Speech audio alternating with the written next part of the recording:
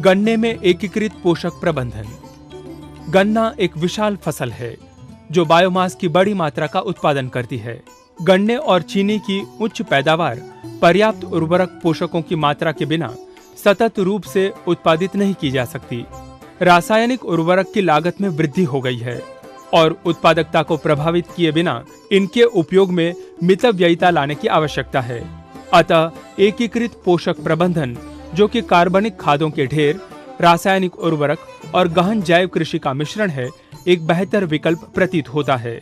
उर्वरक गन्ने के उत्पादन की एकीकृत पोषक आपूर्ति प्रणाली का अति महत्वपूर्ण घटक है, क्योंकि ये पैदावार में लगभग 50% की वृद्धि के लिए उत्तरदायी है। उत्पादकता को अधिकतम बढ़ाने के लिए जिन अति महत्वपूर्ण पोषकों की आवश्यकता होती है वे हैं नाइट्रोजन, फास्फोरस और पोटाशियम। नाइट्रोजन गन्ने की पैदावार और गुणवत्ता को बढ़ाने वाला प्रमुख पोषक तत्व है। ये कोशिका कायिक विकास और जड़ विकास के लिए आवश्यक है। नाइट्रोजन की कमी के कारण पर्ण समूह में पीलापन, पत्तों का जल्दी सठियाव तथा पतला और छोटा डंठल होता है। नाइट्रोजन और पोटाशियम की तुलना में फास्फोरस की आवश्यकता कम होती है। यद्यपि फास्फोरस प्रोटीन की रचना के लिए और इस प्रकार पैदावार बढ़ाने के लिए आवश्यक होता है। ये नाइट्रोजन के साथ पारस्परिक क्रिया करता है और इस प्रकार फसल पकने को बढ़ाता है। फास्फोरस पौधे के उन भागों में एकत्र होता है जहां भौतिक क्रियाएं अत्यधिक होती है। फास्फोरस की कमी से जुताई और छतरी के बंद होने में कमी आ जाती है। फसलों द्वारा बहुत अधिक उद्ग्रहण के कारण गन्ने को पोटाशियम के शोषक के रूप में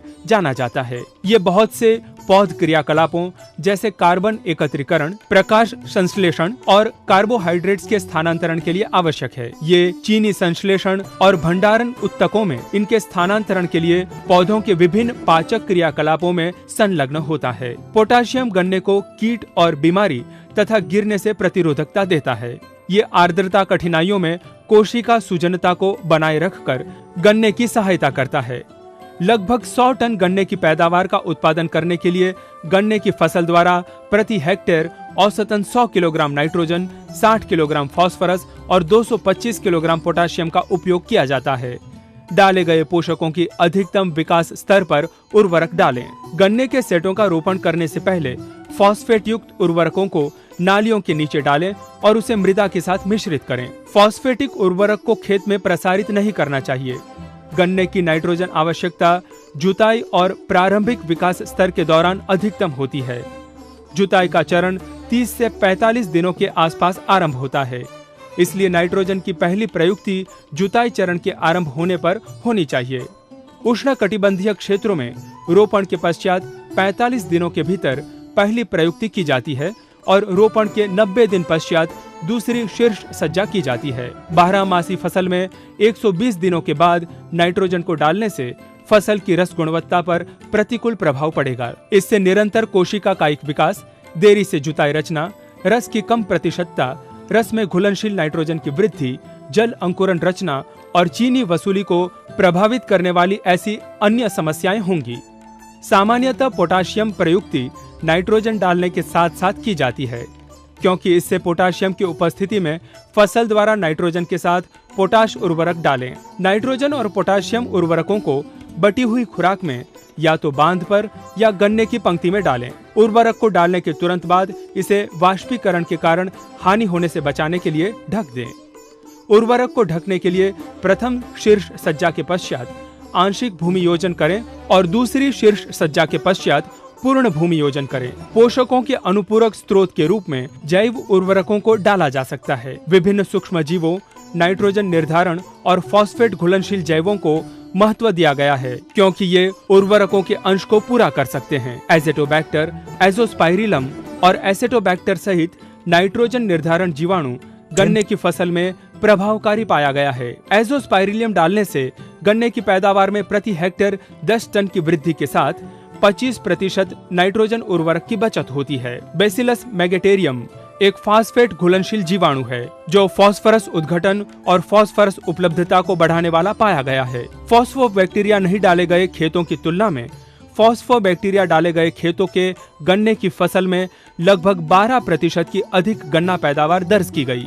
जब फॉस्फोबैक्टीरिया का उपयोग किया जाता है तो सुपर फॉस्फेट के साथ रॉक फॉस्फेट का विकल्प 50% की सीमा तक संभव है। जैव उर्वरक के अनुप्रयोग के संबंध में गन्ने के लिए प्रति हेक्टेयर 5 किलोग्राम एजोस्पाइरिलम अथवा एसेटोबैक्टर और 5 किलोग्राम फॉस्फोबैक्टीरिया की खुराक की सिफारिश की गई है। सामान्यतः जब एजोस्पाइरिलम डाला जाता है तो गन्ने के लिए मृदा अनुप्रयोग पद्धति की सिफारिश की जाती है।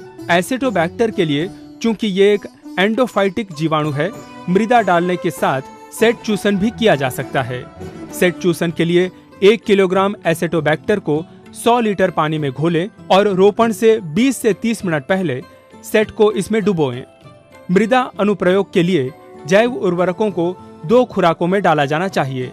आधी खुराक अर्थात 2.5 किलोग्राम एजोस्पाइरिलम और 2.5 किलोग्राम फॉस्फोबैक्टीरिया रोपण के 30 दिन पश्चात डालें और दूसरी खुराक 60 दिन के पश्चात डालें। इसे डालने के लिए जैव उर्वरकों को अच्छी तरह 500 किलोग्राम चूर्ण खेत खाद या वनस्पति खाद अथवा प्रेसमेड के साथ मिलाएं और एक रूपता से फसल की जड़ के पास डालें।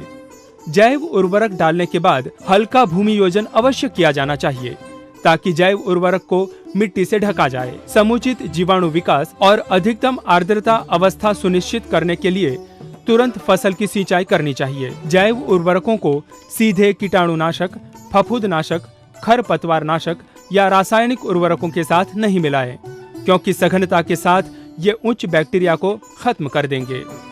गहन गन्ना कृषि और कार्बनिक पदार्थ की अपर्याप्त आपूर्ति के कारण सूक्ष्म पोषक समस्या हो सकती है। लो हरित रोग एक प्रमुख सूक्ष्म पोषक समस्या पाई गई है, विशेषकर चूनेदार मृदा में चूना प्रभावित हरित रोग।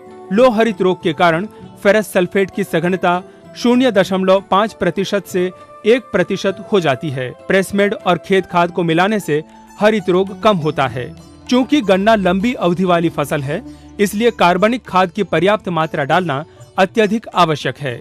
अंतिम खेत निर्माण के समय प्रति हेक्टेयर कम से कम 10 टन खेत खाद या वानस्पतिक खाद अथवा अच्छी तरह अपसंगठित प्रेसमेड डालें। गन्ना रोपने के 3 या 4 दिन बाद मेड की एक और डेंचा या सनहैम जैसी हरी खाद फसल बोएं और इसे गन्ने के साथ अंतराल फसल के रूप में उगाएं। रोपण के लगभग 45 दिन पश्चात अंतराल फसल की स्वस्थानीय कटाई करें और समाविष्ट करें। गन्ने में 5वें या 7वें महीने के दौरान घास उखाड़ी जाती है। उखाड़ी गई घास को नालियों में डालकर ढका जा सकता है या उखाड़कर खाद बनाने के लिए इस्तेमाल किया जा सकता है। औसतन गन्ने की घास के उत्पादन की मात्रा प्रति हेक्टेयर 15 से 20 टन है। 1 टन घास पात में उपलब्ध पोषक तत्व 3.5 किलोग्राम नाइट्रोजन उचित है, 1.3 किलोग्राम फास्फोरस और 6.5 किलोग्राम पोटाशियम है। किस्मों, क्षेत्रों, मृदा प्रकार और खेतों के साथ गन्ने की पोषक आवश्यकता भिन्न होती है। अतः डाली जाने वाली खुराक के संबंध में निर्णय लेने के लिए खेत आधारित दृष्टिकोण का अनुपालन करना